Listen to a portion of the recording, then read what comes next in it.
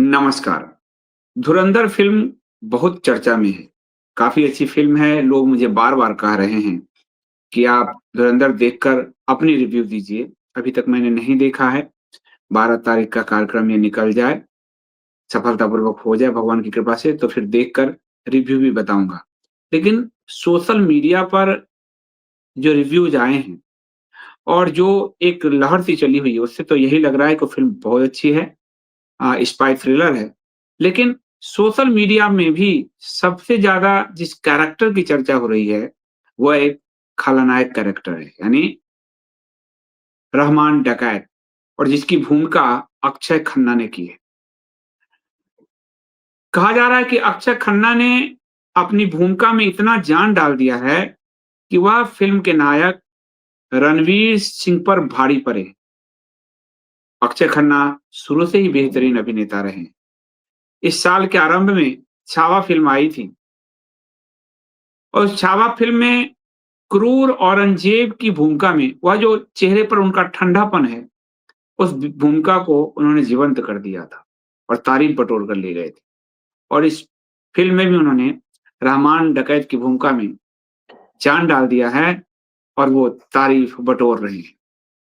अक्षय खन्ना पर हम बाद में आएँगे, लेकिन आपको ये जानना ज़रूरी है कि ये जो धुरंधर फ़िल्म बनी है, वो बहुत हद तक पाकिस्तान के का जो कैरेक्टर्स है उसमें, रहमान डकैत, उस वो एक रियल कैरेक्टर है। वहाँ से इंस्पायर्ड है फ़िल्म और रहमान डकैत कोई ऐसा-वैसा नहीं, उसे कसाई कहा जाता था। वह इतना क्रूर था कि 13 साल की उम्र में उसने अपनी माँ की बड़ी बेदर्दी से हत्या किया था और लयारी में एक समय उसका साम्राज्य चलता था। आज इस वीडियो में उस रहमान डकैत के बारे में आपको बताऊँगा कि वो कितना आतताई, कितना क्रूर था। आप कहेंगे क्रूर कैरेक्टर को क्यों बताया जाना चाहिए? क्रूर कैरेक्टर को बताया जाना चाहिए यदि वो हमारे दुश्मन दुश्मन देश का है, ताकि आपके लड़ने की मानसिक तैयारी रहे। जब सामने वाला बूचर हो, तो आपकी अहिंसा की थ्योरी नहीं चलती है। रहमान डकैत जैसे लोग एक नहीं पाकिस्तान में भरे पड़े हैं। इसलिए हमें क्रूरता से भी कभी-कभी सामना कर लेना चाहिए। तो आज कहानी होगी उस क्रूर रहमान डकैत की, जिसके अभिनय को अक्षय खन्ना ने जीकर एक बड़ा यादगार बना दिया है, लेकिन उसकी कहानी बड़ी ही बेदर्द है। तो आप मेरे साथ बने रहिए, वीडियो को लाइक कीजिए, चैनल सब्सक्राइब करिए, बेल आइकन दबाइए, ऑल का बटन दबाइए, जॉइन बटन से चैनल को बचाए रखिए, सब्सक्रिप्शन ज़रूर भरिए और अब परसों ही प्रोग्राम है 12 दिसंबर का, उस कार्यक्रम की सफलता में आप या अपने शरीर से या अपने समय से अथवा अपने धन से योगदान ज़रूर दीजिए। सनातन के इतने बड़े उत्सव, सनातन समाज को अवार्ड देने में आपकी भूमिका अगर तय हो रही है, तो ये एक बहुत ही अच्छी बात है। मैं लौटता हूँ प्रोमो के बाद और फिर बात करेंगे रहमान डकैत की।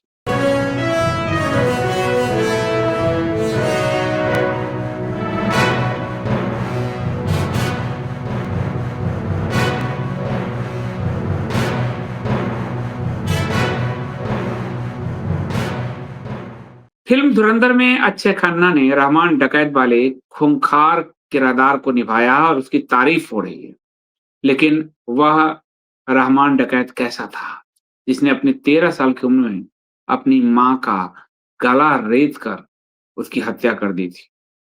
और उस रहमान डकैत यही नहीं, रहमान डकैत ने कभी पाकिस्तान की प्राइम मिनिस्टर रही बेनज़ीर भुट्टो, उसकी रक्षा की थी और बाद में बेनज़ीर भुट्टो के शासन में जब वो जीत कर आई, बेनज़ीर भुट्टो पर हमला हुआ था, उसमें उसने रक्षा की थी और बाद में वो पूरा लयारी एक तरह से बेनज़ीर भुट्टो के शासन में उसका कब्ज़ा हो गया। वही कहानी मैं आपको बताऊँगा, रहमान डकैत की कहानी। ये कहानी बहुत सारे मीडिया से मैंने लिया है, दैनिक भास्कर ने एक रिसर्च किया है, उससे लिया है, नवभारत टाइम्स से लिया है। तो ये कहानी है रहमान डकैत की। आदित्य धर की फ़िल्म धुरंधर पाकिस्तान में आतंकवाद के खिलाफ भारत के युद्ध की एक सेमी फ़िक्शनल कहानी है।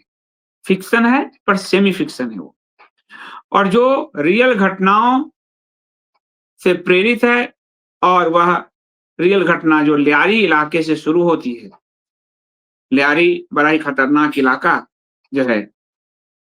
हाँ, और वहाँ पर कहा जाता है 60 साल तक खूंखार गैंगस्टरों अ, के प्रतिस्पर्धा का, गोलीबारी का वो गवाह रहा। लूट-पाट, ड्रग स्मगलिंग, टारगेट किलिंग की ऐसी वारदात लियारी में हुई कि लियारी इसीलिए फेमस हो गया। और वो कराची एयरपोर्ट के आसपास है, पूरा स्मगलिंग का अड्डा। ये रहमान डकैत का बाप मोहम्मद दागल था और ये रहमान एक बलूच था। रहमान बलूच नाम था इसका, बाद में डकैत इसके कारनामों के कारण पड़ा। 79 में ये पैदा हुआ था। इसका पूरा नाम था सरदार अब्दुल रहमान बलोच। बाद में रहमान डकैत हो गया अपने कारनामों के कारण।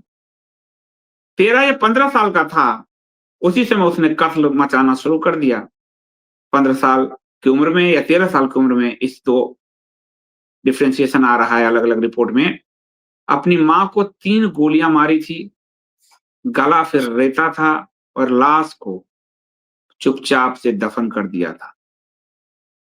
और वो इसलिए उसने किया क्योंकि उसको शक था कि उसकी माँ उसके पिता के हत्यारे के साथ उसकी माँ का अफेयर है। और बाद में अपने पिता के मृत्यु के बाद उसने उस माँ का जिससे अफेयर था, पिता का जो दुश्मन था, उसको भी खत्म कर दिया था। 90 के दशक में ये हाजी लालू के गिरोह में शामिल हुआ और बाद में उस गिरोह की कमान उसने संभाली थी। उसकी माँ का अफेयर गैंगस्टर इकबाल के साथ चल रहा था। गैंगस्टर था वो। उस गैंगस्टर को उसने मारा और वहाँ पर उसने कब्जा किया। धीरे-धीरे उसकी पैठ नेताओं के बीच बढ़ने लगी। बेनजीर भुट्टो को देश निकाला जब दिया, भारी भारी संख्या में बिलावल हाउस तक रैली निकली थी, हजारों की भीड़ जमा थी। बेनजीर के सुरक्षा का कहते हैं जिम्मा रहमान डकैत को मिला। बेनजीर की एक रैली निकल रही थी बिलावल हाउस तक और आपको ध्यान है कि बेनजीर बाद में मारी भी गई। कहाँ पाकिस्तान में कहाँ से किसने गोली चला दी। तो अपनी सुरक्षा एजेंसियों से ज्यादा उसको रहमान डकैत पे भरोसा था और बेनजीर के काफिले की सुरक्षा की जिम्मेदारी रहमान डकैत ने संभाली। एक सुसाइड बमर ने बेनजीर भुट्टो के ट्रक के पास, जब वो चढ़ी हुई थी ऊंचाई पर, बुलेट प्रूफ ट्रक था, वहां पर जाकर उसने ब्लास्ट किया। बड़ी संख्या में लोग मारे गए। बेनजीर ट्रक के ऊपर थी, बच गई। रहमान डकैत ने बेनजीर को ऊपर से खींचा फिल्मी अंदाज में, अपनी गाड़ी में बैठाया और उसे बिलावल हाउस तक सुरक्षित पहुंचा दिया उस अफरा तफरी बम के माहौल में। इसके बाद वो बेनजीर की आंखों का तारा बन गई। पाकिस्तान पीपुल्स पार्टी का वो हिस्सा बन गई। पाकिस्तान पीपुल्स पार्टी चुनाव में जीती और लियारी में रहमान डकैत को पूरा अधिकार मिल गया। ड्रग्स, हथियार और धीरे-धीरे उसका क्राइम और क्रूर चेहरा लोगों के सर चढ़ता चला गया। लेकिन बाद में वो बेनजीर की पार्टी के लिए भी खतरा बन गया क्योंकि वो बड़ा होता जा रहा था। फिल्मों में आपने देखा होगा वो बड़ा होता जा रहा था। उसकी पार्टी के लिए भी जब खतरा हो गया, उसके कंट्रोल से भी बाहर हो गया, तो फिर कराची पुलिस को सुपारी दे दी गई। यानी कराची पुलिस को कहा गया कि इसका इनकाउंटर कर दो और कराची पुलिस ने उसका इनकाउंटर कर दिया। इसी रहमान बलोच, रहमान डकैत की भूमिका को अक्षय खन्ना ने निभाया है। और क्या निभाया है लोग कह रहे हैं, मैं 12 के बाद देखूंगा। इस फिल्म में एक से एक बड़े एक्टर हैं। रणवीर सिंह, माधवन, अर्जुन रामपाल, संजय दत्त। लेकिन इस सब पर अक्षय खन्ना का अभिनय इतना भारी पड़ गया कि ये फिल्म एक खलनायक की फिल्म, जहां मैं सोशल मीडिया में फेसबुक देख रहा हूँ, ट्विटर देख रहा हूँ और राष्ट्रवादी लोग को भी देख रहा हूँ कि वो अक्षय खन्ना के उस अभिनय की तारीफ कर रहे हैं। सारी महफिल अक्षय खन्ना ने लूट ली है। जहाँ देखो सोशल मीडिया पे रहमान डकैत की बात हो रही। लोग कह रहे हैं अक्षय खन्ना को इसके लिए ऑस्कर मिलना चाहिए। भारत की फ़िल्मों को ऑस्कर नहीं मिलता, लेकिन अति उत्साह में यहाँ तक कहने लगे कि ऑस्कर मिलना चाहिए और अक्षय खन्ना के फैन्स की तादाद लगातार बढ़ रही है। अक्षय खन्ना ने जिस तरह से छावा में एक क्रूर और ठंडे कातिल औरंगज़ेब की भूमिका निभाई थी, उसी तरह क्रूरता को इन्होंने जिया है धुरंधर में। आदित्य धर ने जो ये रोल दिया अक्षय खन्ना को, अक्षय खन्ना उस पर हूबहू निकले। शुरू से अच्छे अभिनेता हैं, उनके पिता विनोद खन्ना अपने समय के बेहतरीन अभिनेता थे। कहा तो ये तक जाता था कि अमिताभ बच्चन के साम्राज्य को चुनौती मिल रही थी विनोद खन्ना से। यदि वो ओशो, रजनीश के आश्रम में नहीं जाते, फ़िल्म से संन्यास नहीं लेते, तो शायद विनोद खन्ना भारत के सुपरस्टार होते। यदि ओशो के रजनीशपुरम, ओरेगॉन जो अमेरिका में बसाया था उन्होंने, वहाँ विनोद खन्ना माली का काम करते थे, रसोई में काम करते थे।